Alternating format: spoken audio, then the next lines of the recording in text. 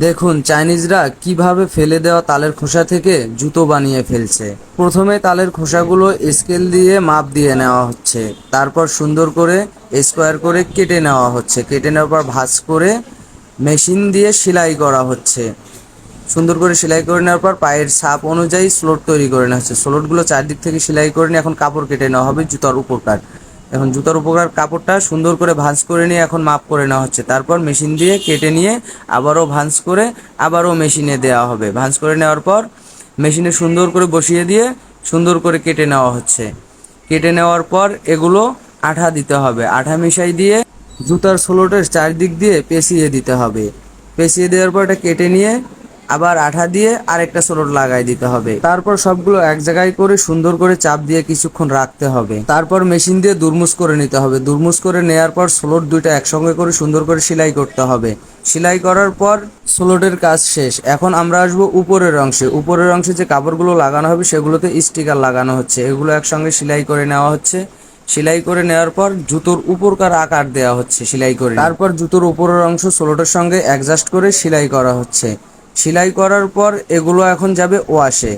Wash করার পর সুন্দর করে ওয়াশ করে নেওয়া হচ্ছে। ওয়াশ করার পর এগুলো পায়ের ছাপে দিয়ে এগুলো সুন্দর করে চেক করা হবে কোনোটাতে কোনো প্রবলেম আছে কিনা। তারপর সুন্দর করে তালের খোসা দিয়ে বানানো জুতোর স্লোট দেখেন কতটা শক্ত, করাত দিয়ে কেটে তার প্রমাণ দিচ্ছে। জুতোগুলো কিন্তু দেখতে অসাধারণ এবং মজবুত হয়েছে। এবার দেখাবো আপনাদেরকে একটি অসাধারণ তাবু, যে তাবুটি হাওয়া দিয়ে ফুলানো হয়। দেখেন এই তাঁবুটি হাওয়া দিয়ে ফুলিয়ে তোলা হলো। এখানে যে তাঁবুর মধ্যে থাকার আসবাবপত্র যা কিছুই হবে সব কিছু কিন্তু হাওয়া দিয়ে ফুলানো হবে, সব কিছুই রেডিমেড। দেখেন এটা হচ্ছে জানালা। জানালার পর আমরা বিছানা রেডি করব। এটা হচ্ছে সেই কাঙ্ক্ষিত আমাদের বিছানা। বিছানাটাও কিন্তু হাওয়া দিয়ে ফুলিয়ে নেওয়া হবে। দেখেন কত সুন্দর একটা বিছানা হয়ে যাবে এখন আমাদের।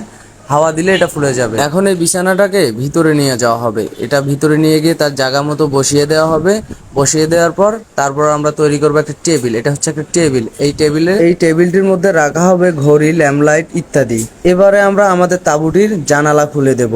জানালা খুলে দিলে তাহলে বাহির থেকে আলো ভিতরে প্রবেশ করবে আর ভিতরে সব কিছুই দেখা যাবে। এবারে আমরা এটা হচ্ছে ছাউনি, ছাউনিটা লাগাই দিব। এই ছাউনিটা লাগানো হয়ে গেলে এই জায়গাটি আমাদের বারান্দাতে পরিণত হয়ে যাবে। আর বারান্দাতে পরিণত হয়ে গেলে এইখানে আমরা বসে থাকতে পারবো। এখানে বসে থেকে চা কফি খেতে খেতেই বাইরের প্রকৃতি দেখা যাবে, অসাধারণ। এবারে দেখবো হাইটনিক দিয়ে কিভাবে অনেকগুলো বোতল একসঙ্গে চাপ দিয়ে ট্যাবলেট বানানো হয়। দেখুন এই হাইটনিকটা দিয়ে এই বোতলগুলোকে চাপ দিয়ে কিভাবে ট্যাবলেট বানাই দিল, একদম পুরো একটা স্কোয়ার ট্যাবলেট হয়ে গেছে। এভাবেই হাইটনিক দিয়ে বারবার চাপ দিলে এটা ট্যাবলেট থেকে চকলেটে পরিণত হয়ে যাবে। দেখেন এবার চাপ দিয়ে তোলার পর পুরো চকলেটের মতো হয়ে গেছে।